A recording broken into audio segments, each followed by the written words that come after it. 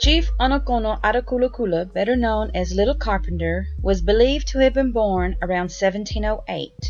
It was told that he was originally from the Nipissing tribe near Lake Superior in Canada and was taken as an infant by the Cherokee from eastern Tennessee during a raid of the tribe and adopted. He later married Neoni Ali Aliani Weye. He was from the Wolf clan and she was from the Red Paint clan. Because they were from different clans, they were allowed to marry. Attakullakulla became a very influential leader for the Cherokee. He often favored the British, but worked for the best interest of the Cherokee people. In 1730, he was one of a Cherokee delegation of 6 to go to England and meet King George. In England, he gave gifts to the king. In return, he and his fellow delegates were entertained with plays and competitions. In England, women know their place. It's us fellas that run everything. In Cherokee tribe, women get to make decisions. In Cherokee tribe, women are very important. Blimey, you don't say, old boy.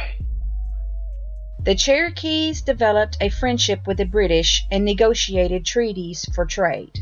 After returning home, around 1736, the Cherokees were approached by the French. The French also wanted to sign treaties and do trade with the Cherokee people. Attakullakulla refused this. This angered the French, and in 1738, Attakullakulla was captured by the Ottawa, who were French allies. He lived with them for over 6 years and learned a lot from his time in captivity. He was later rescued and returned to his people.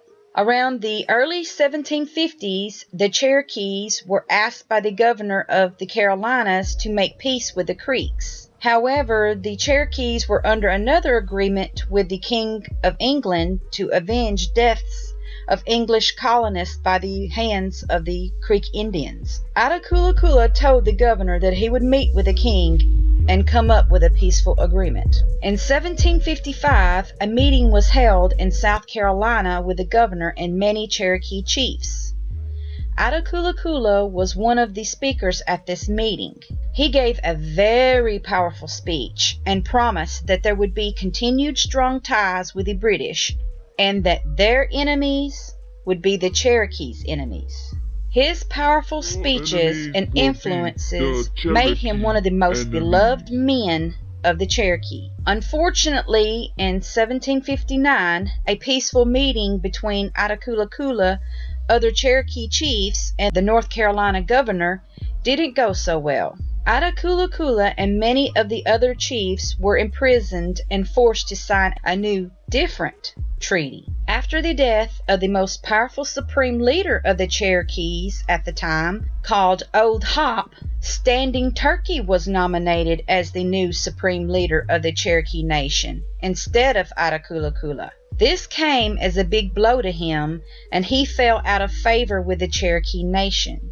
Following this decision, in 1760, the Cherokee went to war with the British and the colonists. When these acts of war fell apart and the Cherokee felt it best to make peace again with the British, they sought after Attakullakulla for his help. With his help, the Cherokee were able to create a new peaceful treaty with the British. During the next few decades, Attakullakulla was able to make many agreements and treaties with the English colonies. However, due to the British Crown's greed and desire for more and more land, the Cherokee lost more and more of its territory. This ended up being very bad for the Cherokee Nation and its stronghold of the southeastern regions. Around the early 1780s, after Attakullakulla's death, other leaders were chosen to lead the Cherokees into the new generation, including Dragging Canoe, one of Attakullakulla's sons.